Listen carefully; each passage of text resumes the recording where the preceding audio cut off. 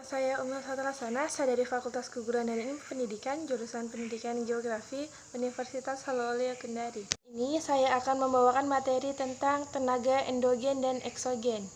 Pertama, tenaga endogen. Tenaga endogen adalah tenaga-tenaga yang berasal dari dalam bumi dan bersifat membentuk permukaan bumi. Selanjutnya, tenaga endogen secara umum ada dua macam, yaitu tektonisme dan vulkanisme. Tektonisme adalah gejala alam yang berupa peristiwa pergerakan lapisan kerak bumi yang menyebabkan perubahan pada permukaan bumi. Perubahan alamiah karena tektonisme dapat berupa pelipatan, pergeseran, ataupun pengangkatan, membentuk struktur permukaan bumi. Yang kedua, vulkanisme. Vulkanisme adalah gejala alam yang berupa peristiwa keluarnya magma dari perut bumi ke permukaan. Vulkanisme terjadi akibat tekanan gas di dapur magma yang temperaturnya tinggi, sehingga magma mendesak keluar. Yang kedua adalah tenaga eksogen.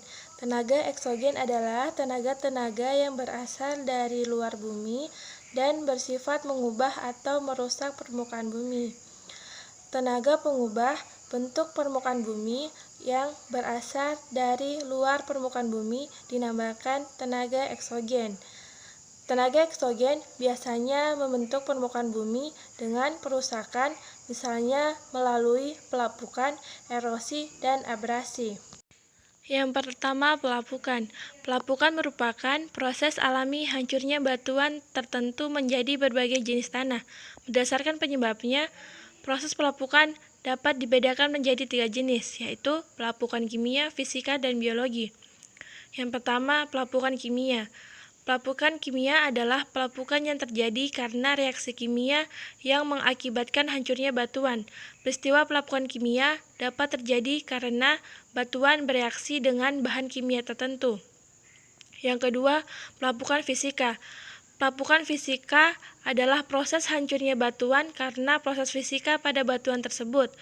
Pelapukan jenis ini biasanya akan mengubah sifat dasar dan komposisi batuan yang mengalaminya. Pelapukan fisika biasanya terjadi karena temperatur di sekitar batuan selalu berubah-ubah secara cepat. Yang ketiga, pelapukan biologi. Proses hancurnya batuan karena aktivitas makhluk hidup. Pelapukan biologi biasanya disertai oleh pelapukan kimia. Misalnya batu yang hancur karena tumbuh lumut dan tanaman lain, atau batu yang berlubang karena dilubangi semut. Yang kedua, erosi. Erosi didefinisikan sebagai proses terjadinya pengikisan pada bagian-bagian tertentu di muka bumi. Material dari bagian yang mengalami pengikisan tersebut dapat mengalami perpindahan dari tempat asalnya. Proses perpindahan material tersebut dinamakan transportasi. Berdasarkan penyebabnya, erosi dapat dibedakan menjadi 5 jenis sebagai berikut. Yang pertama, ablasi, yaitu erosi yang terjadi karena aliran air yang mengikis batuan atau permukaan bumi. Saat terjadi hujan di gunung, batuan dan tanah yang ada di permukaan gunung terkikis oleh air hujan yang mengalir dari puncak ke kaki gunung. Yang kedua, deflasi, terjadi karena adanya hembusan angin yang mengikis permukaan bumi. Contohnya, angin laut yang berhembus dari laut ke daratan dapat mengikis batuan dan pasir yang ada di daerah pantai. Yang ketiga, korosi, terjadi karena hembusan angin yang membawa butiran pasir angin yang meniup butiran pasir menerpa bagian batuan tertentu sehingga batuan tersebut melapuk dan terkikis. Yang keempat, abrasi, terjadi di pantai karena gelombang air laut mengikis tepian pantai, contohnya pasir pantai dan karang yang tergerus oleh gelombang air laut. Yang kelima, ekserasi, merupakan erosi yang terjadi karena gesekan es yang mencair atau glaser. Air dari es yang mencair di puncak gunung salju mengikis permukaan gunung di sepanjang jalur yang dilalui. Yang ketiga, sedimentasi atau pengendapan. Sedimentasi merupakan proses pengendapan material hasil erosi pada tempat tertentu.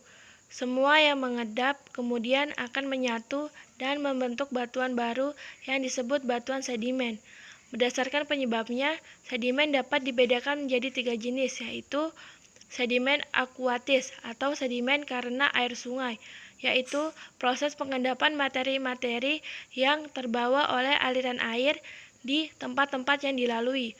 Hasil pembentukan dari proses sedimen fluvial adalah delta dan bantaran sungai. Delta berupa dataran yang dekat pantai yang terbentuk karena pengendapan lumpur, tanah, pasir, dan batuan yang terbawa oleh air sungai. Adapun bantaran sungai merupakan daratan semacam delta yang terbentuk di tepi sungai.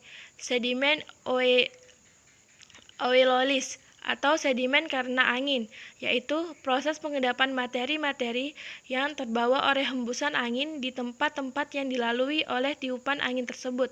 Hasil pembentukan dari proses sedimentasi oelis antara lain adalah gumuk pasir, sedimen marine atau sedimen karena air laut, yaitu proses pengendapan material yang terbawa oleh gelombang air laut.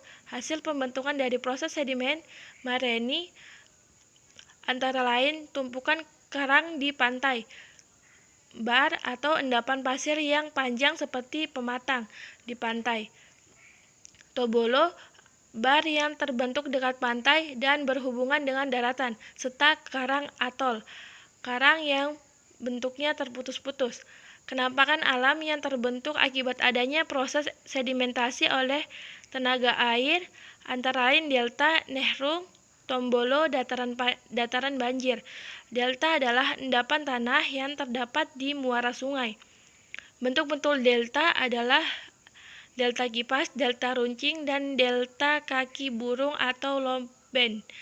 Nendrung adalah endapan pasir tepi pantai yang melintang seperti lidah, banyak dijumpai di sekitar teluk atau estuaria. Tobolo adalah endapan pasir yang menghubungkan daratan dengan pulau yang berada di dekat pantai. Dataran banjir adalah dataran yang berada di kanan kiri sungai yang terbentuk akibat luapan saat.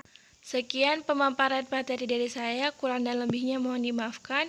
Wallahul muwaffiq wa hadiyal sabir rosad. Assalamualaikum warahmatullahi wabarakatuh.